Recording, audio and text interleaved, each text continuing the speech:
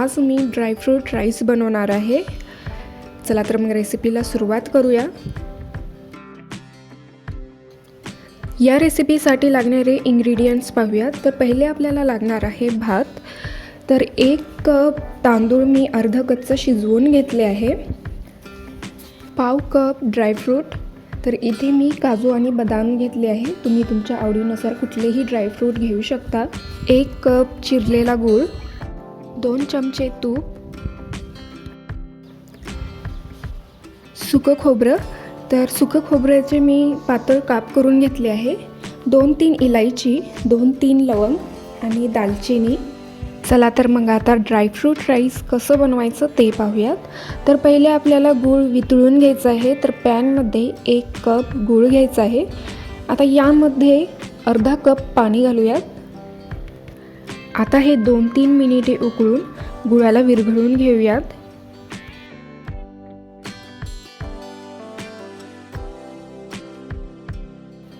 तर इथे हे गूळ पूर्णपणे पाण्यामध्ये विरघळलं आहे। आता हे पॅन आपण बाजूला ठेवूयात।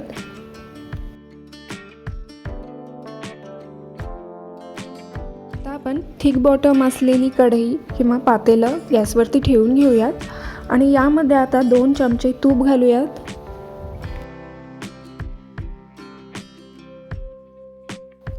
तूप गरम झालं की यामध्ये 2-3 वेलची घालूयात,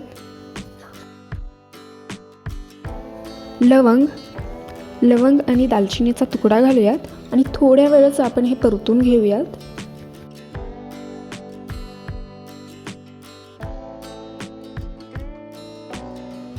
सुकं खोबऱ्याचे काप,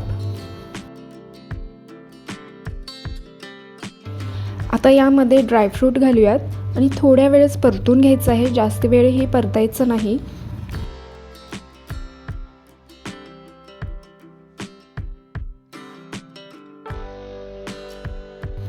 तर इथे हे ड्रायफ्रूट तुपामध्ये छान परतून झालेलं आहे।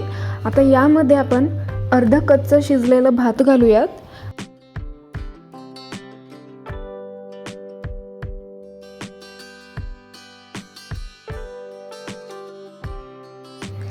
आता हे व्यवस्थित मिक्स करून घेऊयात।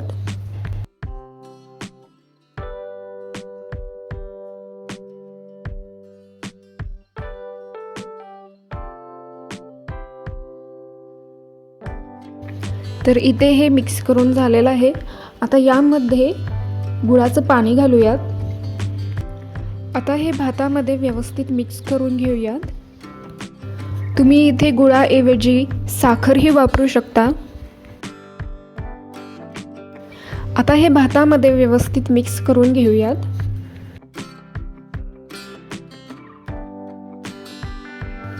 तर इथे हे गुळाचं पाणी भातामध्ये व्यवस्थित मिक्स करून घेतलं आहे। आता यावरती झाकण ठेवून 5 मिनिटे लो फ्लेमवरती हे भात शिजवून घेऊयात।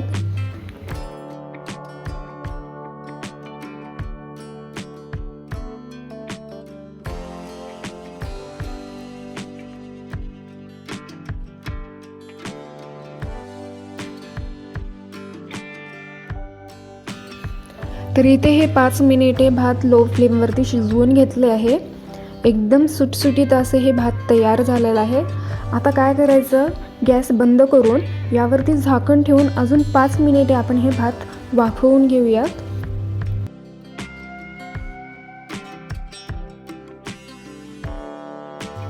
पाच मिनिटे हे भात वाफवून घेतले आहे। तर इथे हे ड्रायफ्रूट राईस तयार आहे। प्लेटमध्ये काढून घेऊयात।